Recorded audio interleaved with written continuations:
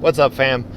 If you've been following me, you know I've been blowing up on Bloomberg all over the place. On YouTube, Facebook, Twitter, Reddit. And probably the largest category of responses back I'm getting from the left is they're don't believe that he's a threat.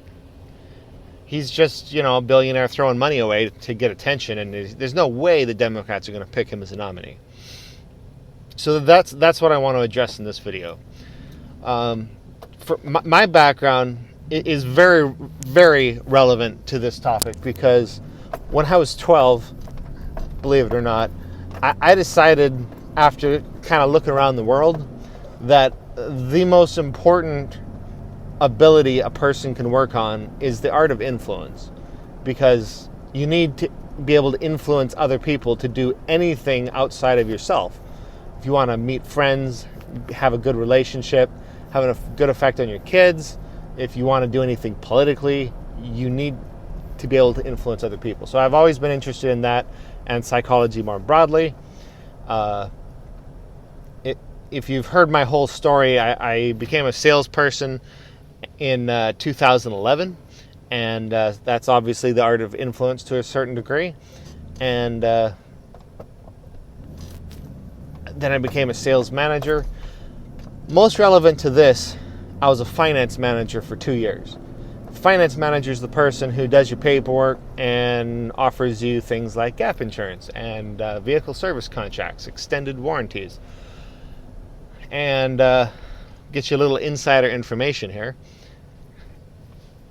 That shit's pretty much all crap. There's very few instances where anybody should buy any of it.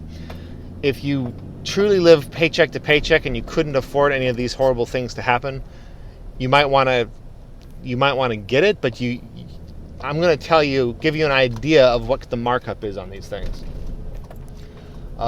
As a finance manager, I made about $2,000 per deal in gross profit, taking all the costs out just in back end. That's an average per deal, about $2,000 in profit. It's basically all profit.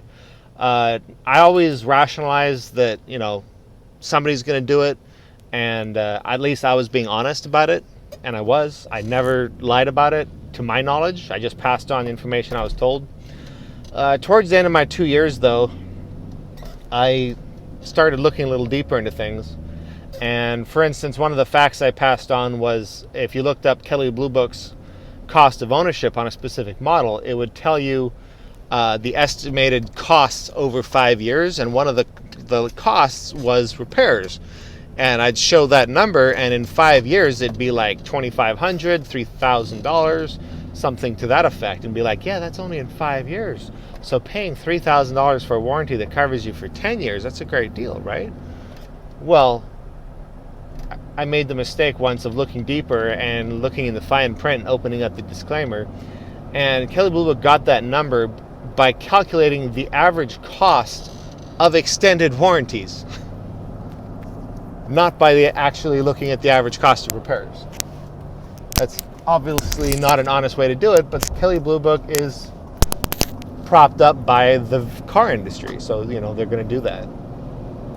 The last straw for me was when the representative that represented the insurance company whose products we sold sent an email to us with something positive that he thought would be a good selling point. He sent us an email that said how much our dealership alone had paid out in claims on their insurance products over a 5-year period. And it was, many millions of dollars. Looked like an impressive number. But if you know anything about critical thinking, the first thing you should ask is, okay, but how many warranties were sold and for how much?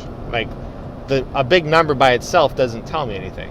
So since I had access to the reporting, I checked, and it was less than $300 per warranty. We sold these warranties for $2,000 to $4,000. I live in Sonoma County. This is a very relatively well-off, well-educated area, and look at how much money we're able to make off of people. The point being here, people can be influenced. We're basically meat machines that don't have a good antivirus. You can download it, you can learn critical thinking skills. Most people haven't. And I can attest to that. Very few people, most people, if they gave me an opportunity to talk, I could reason them into buying stuff. You know, not necessarily using solid facts and logic, but at least, you know, good rhetoric and stuff that looks compelling. So the point here is that people can be influenced.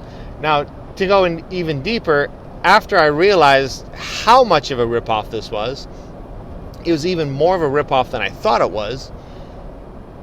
I didn't want to do it anymore, and so I was looking for an exit, and when I got the opportunity to switch vocations, I got offered another position in the company where I'm now currently the digital marketer and manager of the internet sales team. So I work in digital marketing. I have for over a year. This is what I do, and let me tell you, it's way more effective than you might think. I mean, advertising's always been effective. That's why people pay for it. But digital marketing is a whole other level. Like, I don't know how much you know about the data that's collected on you, but here's the truth. If you click on any car business website and look at it, let alone put in a form, I can find out, I mean, not me specifically, but I have a vendor that can find out, that can put an ID on you. They can follow your phone home. They can get your home address. They can get your full name. They can get your contact information. They can get your average credit score. They can tell me what car you have in your garage, what your interests are, how many kids you have, and they can target you. All the ads you'll see on your phone, on your computer, on your tablet, and even some on TV will be targeted to you specifically, your demographic, and your interests. And I'm just a small-time car business digital manager. What do you think Bloomberg can do? He has infinite money. He can target people specifically on their interests and what they care about in the election. He's hiring the best people in marketing, the best influencers, the best political staffers. He's went from entirely negative numbers on everything just 3 months ago. Now he's surged to third nationally, and he's already leading in the polls in, I think it was Arkansas. Some people were telling me, yeah, it doesn't matter how much money he spends, he's not going to get any votes or any delegates. Really, he's leading in a state already. He's getting delegates. He can afford to run just using the interest off his $60 billion. He will have more money than everyone else in the field. Except if you take Steyer out, then it would be everybody combined and then a lot more. This should concern you. He's the biggest threat. He has all the money. He has the best strategists. He's targeting people online. I just saw today he's paying Instagrammers to be positive about him on Instagram, like influencers. Like basically any Instagram influencer, I don't know what the cap on followers is, he will freaking pay you to be positive to him.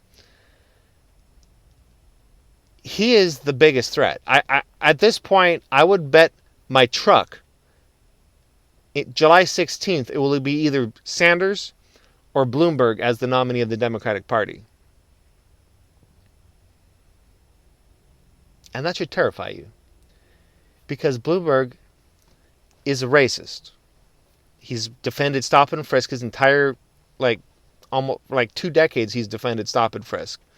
And in spite of all the evidence that it was racist and it wasn't actually working, he defended it. He actually said that the 2008 recession wasn't because of anything banks did. It was because we stopped the racist redlining. He's a racist. He's also a fascist. Let's be honest. And I've gotten some pushback on calling them that too. Say some people say it's an exaggeration. Really, what fascism is it's weaponized tribalism. It's when you scapegoat and fearmonger and target minorities. That's a huge element of it. That's the most problematic part of fascism, anyway. And guess what? In Germany, they made Jews wear stars, yellow stars. Why did they make them wear that? So they could be targeted and harassed. Exactly like Bloomberg defended doing for 2 decades towards minorities. They didn't need to wear a star because they're visibly different. But it's the same freaking thing. He's a fascist. He's also an oligarch. He's using his money to buy an election. And more than that, he's buying endorsements. He's paying off staffers and getting all the best staffers to his side. He's buying off journalists. He's buying off media outlets. What media outlet is going to be talk ill of Bloomberg when he is spending so much money with their platforms? They aren't. They won't. He's when he was mayor, and this is to me the most concerning thing. Possibly. It's the most concerning thing concerning the existential future of our country anyway. Because everything else being equal, I would vote anybody over Trump because at least they're less likely to rig the election. Trump is bad. I mean, other candidates are bad, but at least they're not going to rig the election because Trump just got acquitted for trying to get other countries to influence our election. He got acquitted. He and the GOP are going to keep rigging elections and make it harder and harder to get anybody elected that's not GOP. So that should justify vote blue no matter who, right? Except Bloomberg is the same thing, only worse. He actually changed the rules in New York so that he could run a third time. That's literally what the entire establishment told us justified a military coup in Bolivia. This is praxis. If you're talking to a Bloomberg supporter, live or online, just ask them the question, do you think Evo Morales changing the rules so he could run for a third term justified a military coup in Bolivia? I've already done this a couple times, and both times the Bloomberg supporter was like, yeah, that was unacceptable, and I think, yeah, it justified action. It's like, Bloomberg did the exact same thing, brother. The exact same thing. And if it justifies a military coup, how can we vote for that? How did he get away with it? He bought off activist organizations. He bought off media outlets. He bought off politicians. We know this. It's all on the record. He is a deeply concerning oligarch, and he's doing it right now. Every politician he's paid money to is now endorsing him. And speaking of politicians he paid money to, he paid $13 million to Republicans in 2018. He's not a Democrat. How are all these centrists that have for years have made one of their biggest arguments against Sanders, he's not a true Democrat? All of a sudden they're okay with a fucking Republican? I'm sorry, I'm vote blue except Bloomberg. Biden, Buttigieg, Klobuchar, I'll bite the bullet and vote for him. Don't want to. They're the lesser evil. They're pretty bad in a whole lot of ways, but they're not as bad as Trump. Bloomberg, I can't make that argument. I legitimately think he's a worse threat than Trump, because it's better to have an incompetent fascist oligarch worth $1 to $3 billion than to have an competent fascist oligarch worth $60 billion. If you disagree, love to talk to you. My information's in the description. This is something I'd be glad to debate. I am very concerned about Bloomberg, and I think you should be too. It's time to get the army, Bernie's army together and start spreading the truth about Bloomberg. Actual, factual truth. We're not here to attack anybody. I just want to spread the freaking facts. And the facts are, he's a very concerning person. He's Republican, leans pretty heavy fascist and authoritarian, and he should not get the Democratic nomination. And if he does, I ain't voting for him. And I'm vote blue no matter who, generally. So if I'm not voting for him, you can bet your ass there's millions and millions of other people that won't vote for him. And you might say that's a reason not to be concerned about him. because he can't win. Well, here's the thing. There's a lot of never Trump Republicans too. They're not the majority, but there's probably enough of them to swamp over the leftists who won't vote for him. He could win in November as well. He is the threat, and we have to unite around defeating that threat. We got to spread the word personally on how bad he is, because otherwise all people are going to see are these targeted ads telling them everything they want to hear about everything they care about and how Bloomberg is the answer for it. And I'm telling you, if we're not there to counteract it, it's bad. Let's make Bernie be the nominee July 6th, and let's be there. Like, make plans. Milwaukee, Wisconsin, July 13th to 16th is the DNC convention, and I'll be there. I hope to see you there too.